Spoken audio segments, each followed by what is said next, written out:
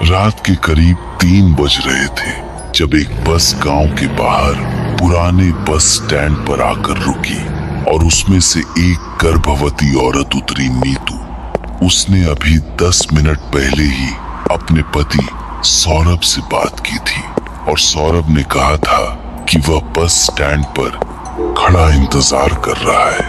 लेकिन जब नीतू ने चारों तरफ देखा तो वहां कोई नहीं था। बस पीछे जा चुकी थी और चारों तरफ सिर्फ अंधेरा था। नीतू ने आवाज लगाई, सौरभ, सौरभ। लेकिन जवाब नहीं आया। उसने फोन मिलाया तो सौरभ ने उठाया और बोला, हाँ मैं यहीं खड़ा हूँ, पीछे मुड़कर देखो। नीतू ने मुड़कर देखा, सौरभ खड़ा था। वही चेहरा, वही काला जैकेट, वही मुस्कान। उसने कहा, चलो गाड़ी आगे खड़ी है। नीतू ने राहत की सांस ली और उसके पीछे चलने लगी। लेकिन कुछ कदम चलने के बाद नीतू को अजीब लगा। सौरभ बिल्कुल चुप था। न पूछा कि सफर कैसा रहा, न बच्चे के बारे में पूछा, न कोई बात। बस आगे आगे चल रहा था। सौरभ, गाड़ी कहाँ है? बस थोड़ा और आगे।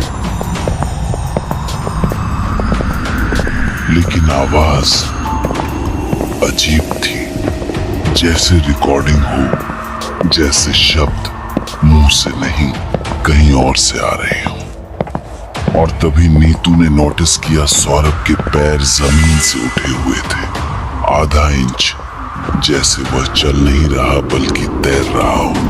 नीतू के पैर जम गए और ठीक उसी वक्त वह चीज रुकी। उसने अपना सिर घुमाया, सिर्फ सिर, शरीर नहीं, पूरे 180 डिग्री, और नीतू को देखकर मुस्कुराया। वह मुस्कान इंसानी नहीं थी, होंठ कानों तक खिंचे हुए, दांत बहुत ज्यादा, बहुत नुकीले। नीतू चीखी और पीछे भागी, हांफते हुए बस स्टैंड तक पहुंची। पीछे मुड़कर देखा, सड़क खाली थी, वह चीज गायब हो चुकी थी। नीतू ने कांपते हाथों से दोबारा सौरभ को फोन मिलाया। सौरभ ने उठाया, हाँ नीतू, बस आ गई क्या? ये सुनकर नीतू की रीढ़ में बर्फ भर गई। मतलब सौरभ अभी तक घर पर है। मतलब जो अभी उसके साथ चल रहा था वह सौरभ था ही नहीं। नीतू ने रोते हुए कहा, जल्दी आओ, कुछ गलत है। तुम वहीं रुको, मैं 10 मिनट में आ रहा हूँ। 7 मिनट बाद मोटरसाइकिल की हेडलाइट दिखी। असली सौरभ आ गया। नीतू ने सब बताया। सौरभ ने कहा, थकान है, अंधेरे में डर गई होगी, चलो घर चलते हैं। नीतू ने सोचा शायद सही कह रहा है। वह मोटरसाइकिल पर बैठी और दोनों चल पड़े। लेकिन गांव में घुसते ही नीतू को कुछ अजीब लगा। हर घर की खिड़कियों पर पर्दे पड़े हुए थे, हर दरवाजा बंद था और एक भी लाइट नहीं जल रही थी। रात के 3 बजे यह नॉर्मल हो सकता था, लेकिन गांव के चौराहे पर एक बोर्ड लगा था जो नीतू ने पहले कभी नहीं देखा था। रात 12 बजे के बाद दरवाजा न खोले, खिड़कियों से बाहर न देखे, किसी भी जानी पहचानी आवाज पर भरोसा न करे। नीतू ने सौरभ से पूछा, यह बोर्ड कब लगा? सौरभ बोलो, ये बोर्ड कब लगा और सबके घरों में पर्दे क्यों हैं? सौरभ ने गहरी सांस ली और बोला, घर चलो, सब बताता हूँ। घर पहुंचकर सौरभ ने सबसे पहले दरवाजा बंद किया, खिड़कियां बंद की और पर्दे लगाए हर एक खिड़की पर। फिर वह नीतू के सामने बैठा और बोला, तुम जो मायके गई थी ना, उन 3 हफ्तों में गांव में कुछ हुआ है। मैंने तुम्हें इसलिए नहीं बताया क्योंकि तुम प्रेग्नेंट हो, और मैं नहीं चाहता था कि तुम टेंशन लो। नीतू ने कहा। क्या हुआ? सौरभ ने बताया 3 हफ्ते पहले गांव में राम प्रसाद के घर उनकी बहू आई। वही बहू जो 6 महीने पहले मर चुकी थी। रात को दरवाजा खटखटाया, रोई, बोली कि वह जिंदा है, भटक गई थी, घर आ गई है। राम प्रसाद ने दरवाजा खोल दिया। नीतू ने पूछा, फिर? सौरभ ने कहा, अगली सुबह राम प्रसाद का घर खाली मिला। वह, उनकी पत्नी, उनका बेटा, तीनों गायब, आज तक नहीं मिले। लेकिन उसके अगले दिन रात को गांव में 3 नई आवाजें सुनाई देने लगी। राम प्रसाद की, उनकी पत्नी की, उनके बेटे की। वो तीनों भी अब दरवाजा खटखटाते हैं। नीतू का मुंह सूख गया। सौरभ ने कहा, उसके बाद यह सिलसिला चलता रहा। हर बार कोई न कोई दरवाजा खोल देता, क्योंकि बाहर खड़ा इंसान अपना होता।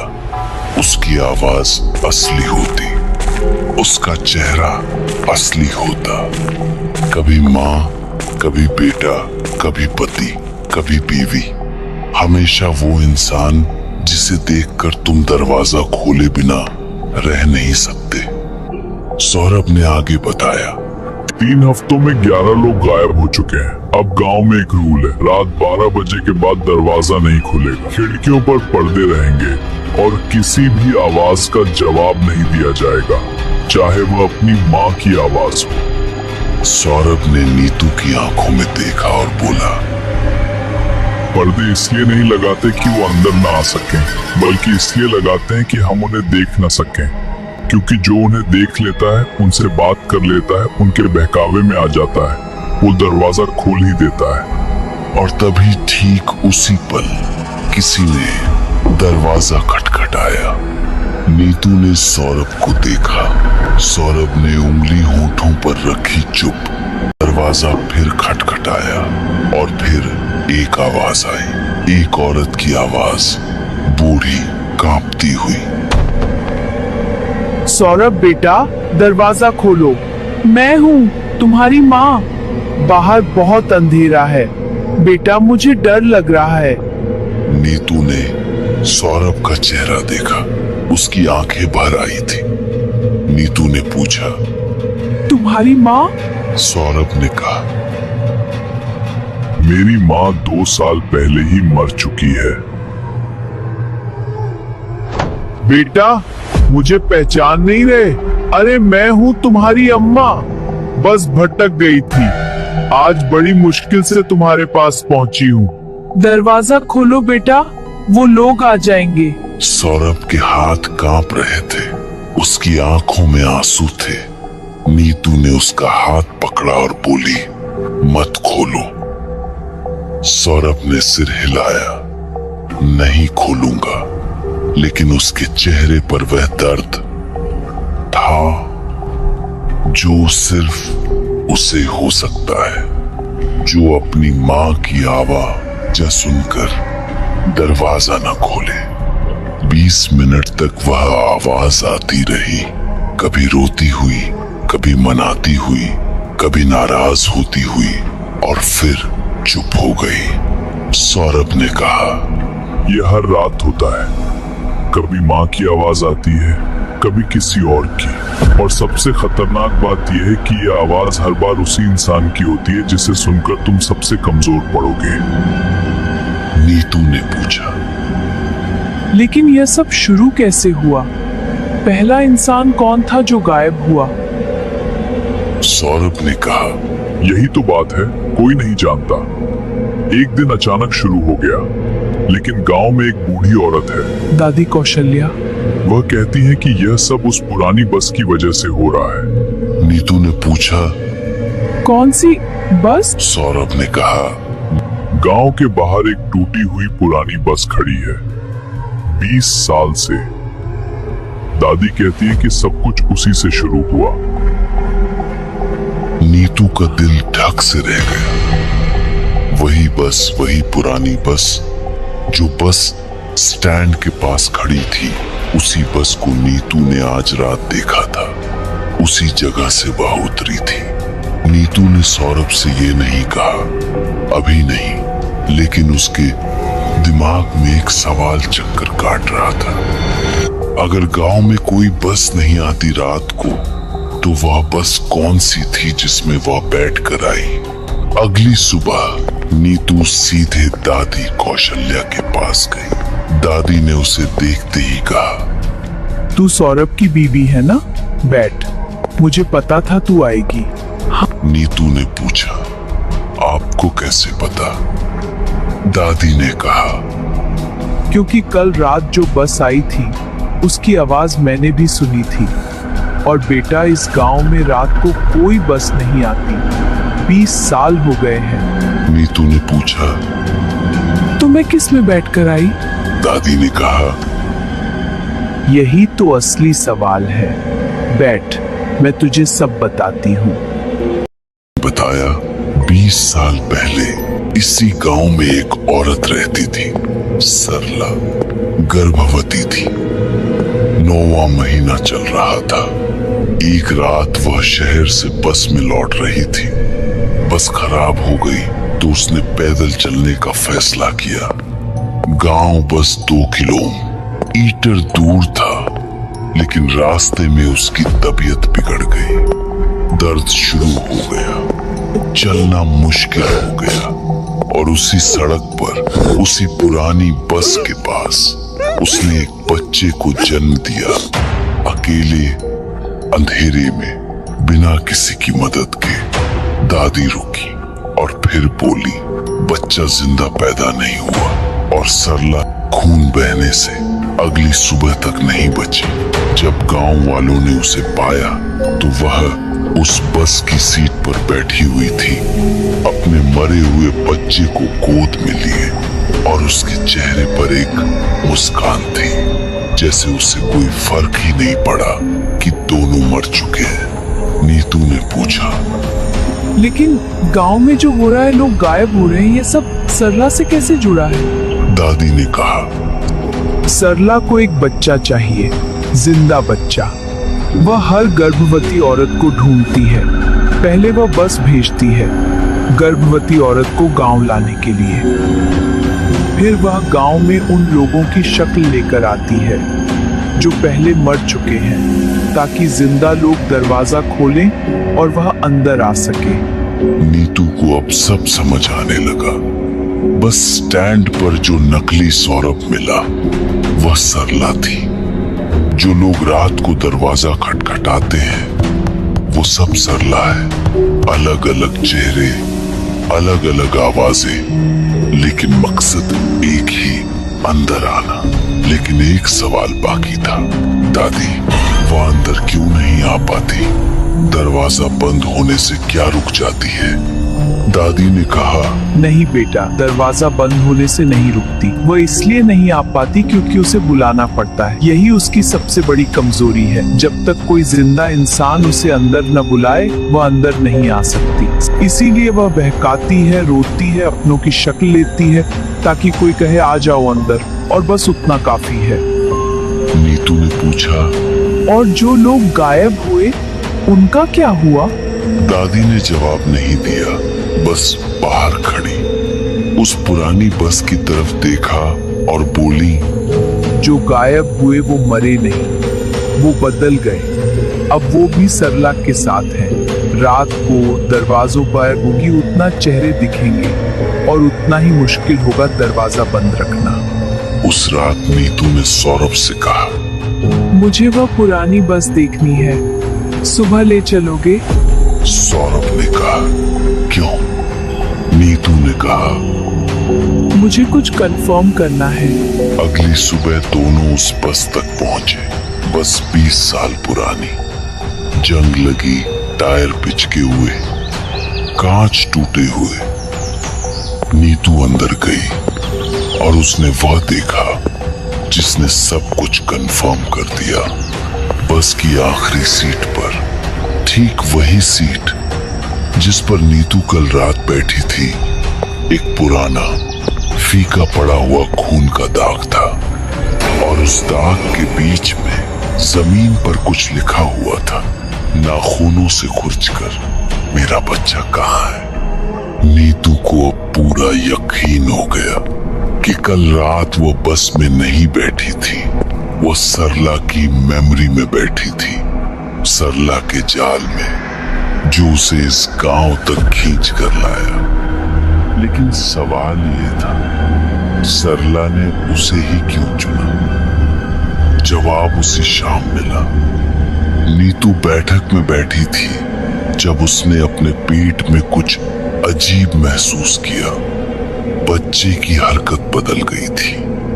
पहले जो तेज किक्स थी अब एक धीमी लयबद्ध थपकी थी, जैसे कोई अंदर से बच्चे को सुला रहा हो। और तभी नीतू ने कुछ और महसूस किया, एक ठंडक अंदर से पेट में, जैसे किसी बर्फीले हाथ ने उसके बच्चे को छुआ हो।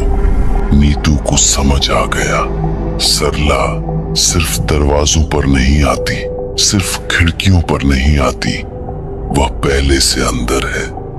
बस स्टैंड वाली रात जब नकली सौरभ नीतू के बिल्कुल पास आया था, उसी पल सरला ने अपना कुछ हिस्सा नीतू के बच्चे में डाल दिया था। नीतू ने यह बात सौरभ को बताई। सौरभ ने कहा, यह तुम्हारा वहम है। नीतू ने कहा, वहम नहीं है, रात को 3 बजे जाग कर देखना। उस रात सौरभ 3 बजे जाग कर देखना आगा और उसने सुना, कमरे में कहीं से एक लोरी की आवाज आ रही थी, बहुत धीमी, बहुत पुरानी। सौरभ ने चारों तरफ देखा, कमरे में कोई नहीं था। आवाज नीतू के पेट से आ रही थी, अंदर से, जैसे कोई उसके बच्चे को गा कर सुला रहा हो। सौरभ का चेहरा सफेद पड़ गया। अब उसे भी यकीन हो गया, सरला अंदर है, बच्चे के साथ।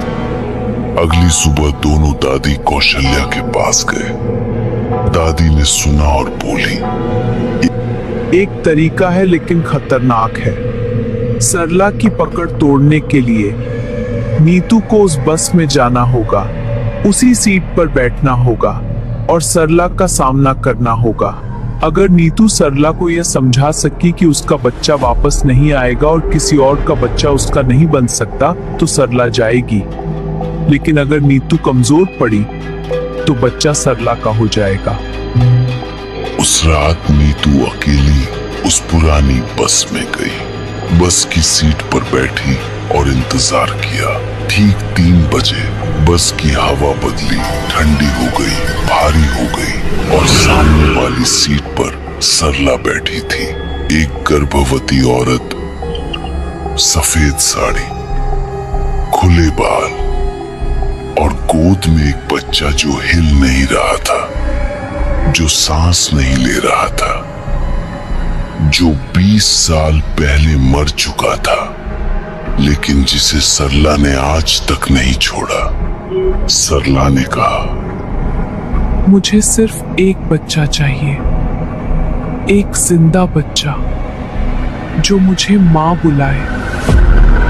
क्या यह बहुत ज्यादा है?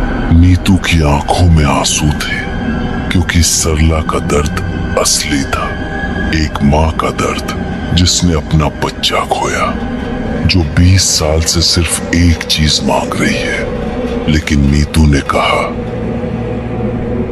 हाँ बहुत ज्यादा है, क्योंकि तुम जो मांग रही हो वह किसी और की माँ से उसका बच्चा छीनना है।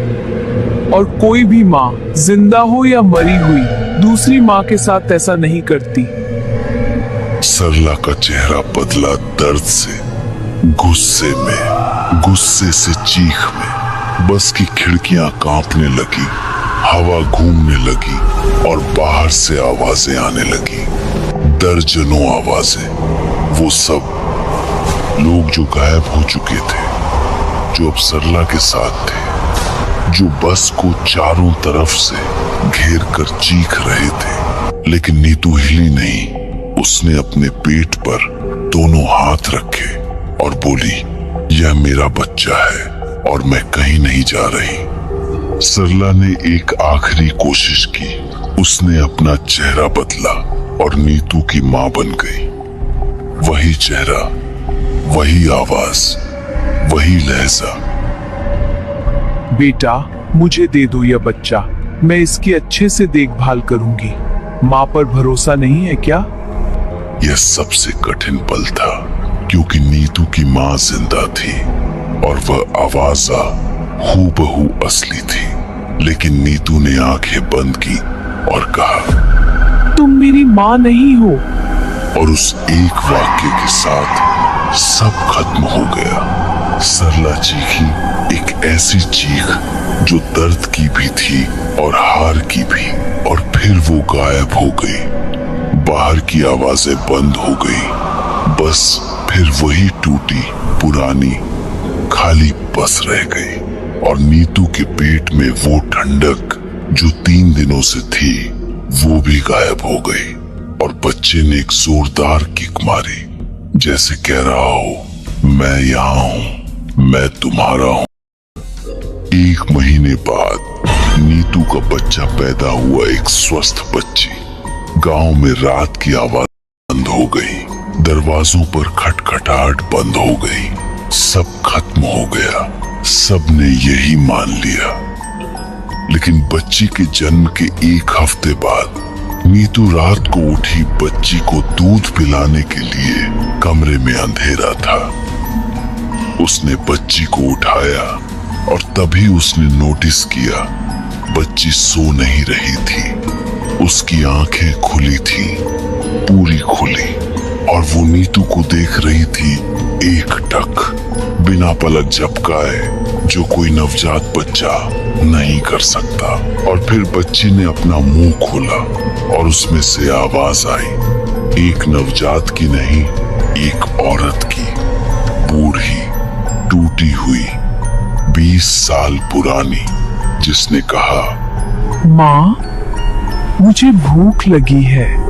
नीतू ने उस बस में सरला को नहीं हराया था। सरला ने बस नीतू को यह बिलीव करा दिया था कि उसने हरा दिया, क्योंकि सबसे खतरनाक शिकार वह होता है जिसे पता ही न चले कि उसका शिकार हो चुका है।